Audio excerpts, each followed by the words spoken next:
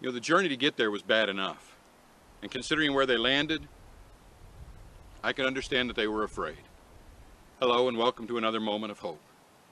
A little bit earlier in the book of Luke, the Bible says that the storm had hit the sea. Jesus and the apostles were on the ocean, or on the sea there. They were going across. The waves were coming over the edge of the boat. The wind was blowing so hard that it scared the fishermen. Jesus was asleep in the back. They woke him up and said, "Don't you care that we're dying?" Jesus calms the sea. He stops the wind and says, "Where was your faith?" And then they got afraid. Who can control the wind and the waves? Who can control a storm like that and make it just a beautiful day? Well, then they end up on the shore. And the Bible says that they end up on the shore, but not just on the shore. They end up in a graveyard. And I don't know about you, but I'm not really in favor of being in graveyards, but they're there. It's okay. And then they hear screaming. Oh, not the screaming of somebody that's in grief because you're having a funeral. Not the scared that sounds like somebody's surprised you're there, but the screaming of somebody who is demon possessed, who is not in his right mind, and they see him running toward them. He comes running toward Jesus, and the Bible says that he's bleeding, he is naked. They've tried to chain him. He has got this superhuman strength that they break the chains, and he comes running, screaming toward Jesus. If I were one of the apostles, I would already be in the boat, rowing so fast that it would be throwing a great big rooster tail up, and I'd be saying, "You guys walk on water and catch up with me." I would be afraid. This man has a storm, but not like the storm on the ocean. He has a storm inside here. He falls down in front of Jesus, and Jesus says, "What is your name?" He said, "We are legion, for we are many." And Jesus started to say, "You need to come out of him, and you need to leave him alone." The demons say, "Well, don't send us out to the abyss. Instead, there's some pigs. Send us over into the pigs." Jesus throws him out of the man, goes into the pigs. I don't know why. First case of deviled ham in the Bible. Sorry, bad joke. The pigs run into the water and drown, and the people that were watching the pigs run into town to tell people what's happened.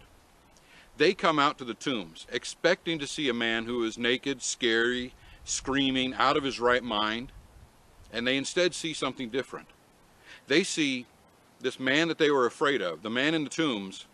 They see him in his right mind and calm, dressed, sitting down and talking to Jesus. They become afraid and say, you need to go. You need to leave. We don't know what's going on with you, but if you can do something like that to this man, we're afraid of you. And so Jesus gets in the boat to leave. You know, sometimes in the middle of this pandemic that we're dealing with, I've talked to Christians that feel in their heart of hearts that if they were a really good Christian, if they really had faith, then they probably wouldn't have fear. They wouldn't be afraid like they are. Well, that's simply not true. Fear is a common response to things. Fear is a natural human emotion. In fact, the Apostle Paul felt fear. We'll read his text in a second, but remember, even Jesus felt the grip of fear. In Matthew 27, in verse 38, he says, "My soul is deeply grieved to the point of death. Remain here and keep watch with me." He'd never asked the apostles to keep watch with him. Look out for me. Let me pray. Paul, over in 2 Corinthians chapter 7, says, "When we came to Macedonia, our flesh had no rest. We were afflicted on every side, conflicts without, and fears within." Paul, Jesus, the man in the graveyard, they all dealt with fear. So do you. What do you do with it? Well, Jesus did a great thing. He went and spent about 3 hours with his Father in prayer. Paul did a great thing because it says that when we were afflicted, God, who comforts the depressed, comforted us by the coming of Titus, and not only by his coming, but he also comforted us with the comfort that you had given him.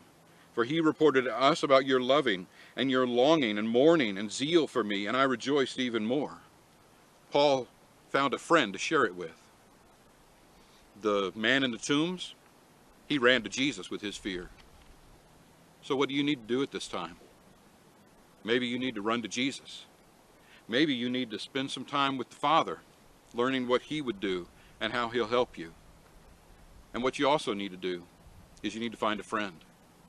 Find a friend that you can share your fears with and that you can share your comfort with. Well, I don't have a lot of comfort. I don't have a lot of courage right now. That's all right. He'll give it to you. He's the God of all comfort. He'll handle that. All he asks you to do is run to him and then find a friend to share it with. Thanks for tuning in. God bless you.